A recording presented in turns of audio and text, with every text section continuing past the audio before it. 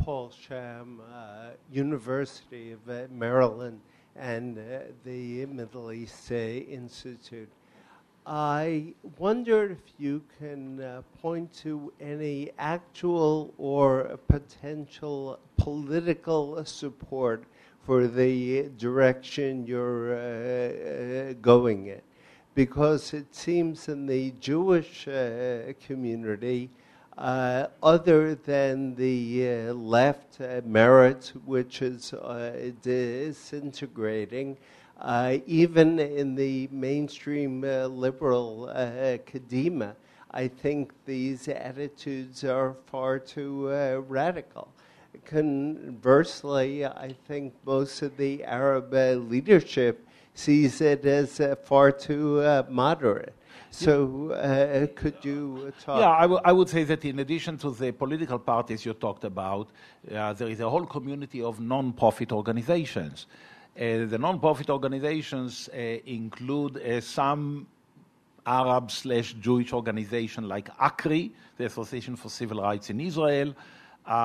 It includes numerous Arab organizations like Musawa and like Adala, and so on and so forth. Their strategy has been very often to go to the Supreme Court of Israel. And several things that they have achieved, maybe the single most important to date, is the so-called Katzir decision, in which the Supreme Court essentially said that discrimination against Arabs or against anybody else in selling land is illegitimate.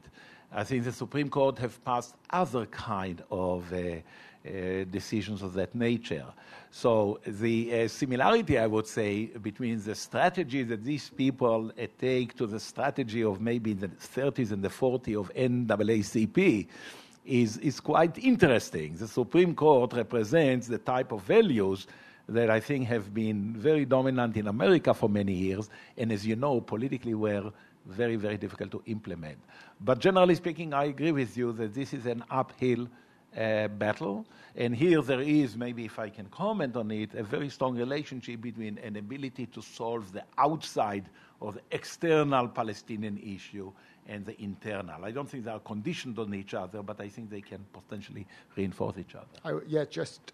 I think the gist of of the question that we would absolutely agree with. I think the political dynamics within Israel today, far from giving us some optimism that some, or let alone all of our proposals might be accepted, in fact, suggests very much the opposite. That I think the camp, if you like, who are true real supporters of greater Jewish-Arab equality within Israel and are supporting the rights of the Palestinian minority is in fact under attack. That is the human rights NGO community inside Israel.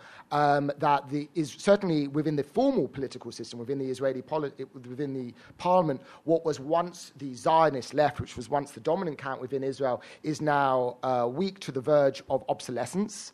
And so generally speaking, if you look within the formal politics, within the parliamentary system, the picture looks very, very bleak indeed. I think the only possible hope one can find in terms of the current political dynamics in Israel lies, first of all, in the civil society. Not only, as Ilan just said, in terms of the huge number of NGOs, Jewish and Arab, which are working on this issue, but also in grassroots activities that are taking place within, which don't receive much attention, but within towns, within Israel, in terms of connecting Jews and Palestinians to work together on a host of different issues. So if you just focus on parliamentary politics, I think you're going to come away, as we often do, with a profound sense of despair. But I think if you take a wider lens and look within Israeli society as a whole, there is at least some shoots that suggest positive developments down the line.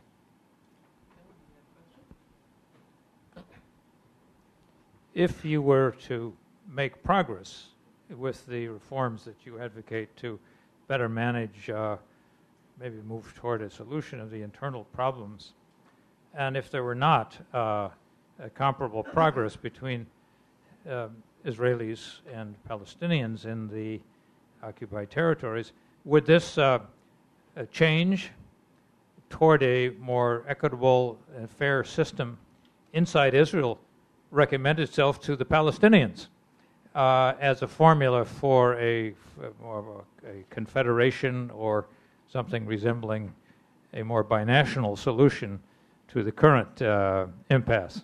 Mm-hmm. Yeah, we simply don't believe that binationalism is in the cards. I referred at least twice in my prepared comments about the 1947 partition resolution, which I think is still a valid resolution for the Israeli-Palestinian issue in its general terms. These particular resolutions talked about a Jewish state and an Arab state, and I think belatedly we may see this kind of resolution emerging. As you know, for many, many years, not only Israel, but also Jordan and many others in many ways did everything in their power to eliminate, in effect, or to make sure that this particular resolution is not being implemented. I think that the development has been in the direction of this resolution being implemented. And today, even formally speaking, even the Likud, even Netanyahu himself, says outside, of course, with many different reservations and caveats, that he accepts the two-state solution. So I would say that in constitutional terms, I think the binational solution is not very attractive.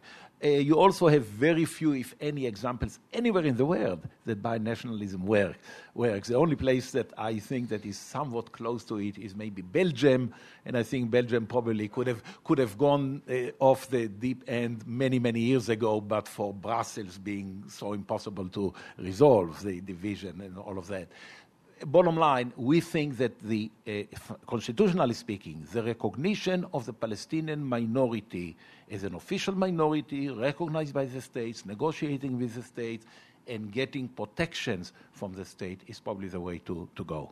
So you would see some interdependence between progress toward a two-state solution yes. and yes. internal reform in Israel? Yeah, yes, I would agree. I think, I mean, one of the points we're in exploring the interconnection between these conflicts is to make the argument that ultimately you have to deal with them both at the same time. You can't. I don't think it's realistic to expect the Israeli Jews to be willing to give up their dominance, which they presently enjoy over the Palestinian minority in Israel, as long as the wider conflict is unresolved, because they see this relationship in essentially zero-sum terms. Namely, they would see any concession to the Palestinian minority as potentially opening up the floodgates, which could weaken Israel in its conflict with the Palestinians and the wider Arab world. Israeli Jewish attitudes toward the Palestinian minority, it's important to emphasize, are profoundly shaped by the wider conflict. That's why they are perceived as a fifth column. And so you cannot have the kind of attitudinal change that I mentioned earlier, or any real growing willingness on the Israeli Jewish part to equalize the relationship as long as Israel is still in conflict with the rest of the Palestinian people. So ultimately, there cannot be the kind of dramatic improvement of the situation inside Israel without addressing the conflict between Israel and the Palestinians in the West Bank, Gaza, and East Jerusalem. And nor, as we've argued, can there be an improvement in that relationship without addressing this internal relationship. This is the tricky thing. You have to deal with both. They're not identical issues, but you can't address one without also addressing the other. And we are not saying that you have to condition one on the other, because we don't want people to use this as an excuse of why you cannot deal with the issue. The excuse has been used for many, many years. And by the way, very, very interesting, because I know you're interested in the whole area, the PLO and the PA has been very unsympathetic to Israeli Arabs as well. So it's not only the Israeli government and the American government, for that matter, that ignored it. The PLO has, and believe me, we interviewed some Israeli Arabs who are very embittered, and their embitterment goes very often to Yasser Arafat and Sari Nusseibeh, that I'm sure you know, and other people.